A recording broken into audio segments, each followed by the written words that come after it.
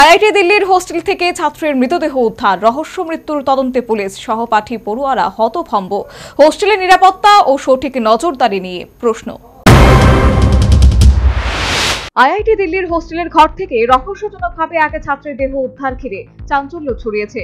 বুধবার দুপুরে হোস্টেলের বন্ধ ঘরের দরজা ভেঙে পুলিশ ওই ছাত্রের নিথর দেহ উদ্ধার করে। মৃত ছাত্র দ্বিতীয় বর্ষের বায়োমেকানিক্যাল ইঞ্জিনিয়ারিং বিভাগের পড়ুয়া ছিলেন। পুলিশ সূত্রে খবর, দীর্ঘ সময় ধরে সাড়া না মেলায় হোস্টেল কর্তৃপক্ষ থানায় খবর দেয়।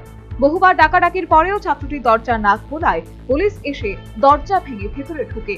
সেখানেই অচেতন অবস্থায় তাকে উদ্ধার করা হয়। পরে হাসপাতালে নিয়ে গেলে চিকিৎসকরা তাকে মৃত বলে ঘোষণা করেন। প্রাথমিক তদন্তে জানা গেছে, মঙ্গলবার রাত পর্যন্ত হোস্টেলে সক্রিয় ছিলেন ওই ছাত্র, কিন্তু তারপর থেকেই নিখোঁজ ছিলেন।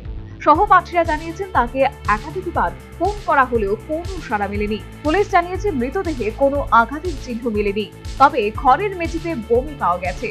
পুলিশের অনুমান কোনো শারীরিক সমস্যার কারণে মৃত্যু হয়ে থাকতে পারে।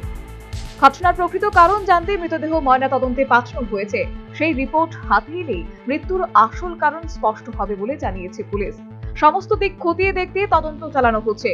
এমন ঘটনায় হতবাক সহপাঠীরা।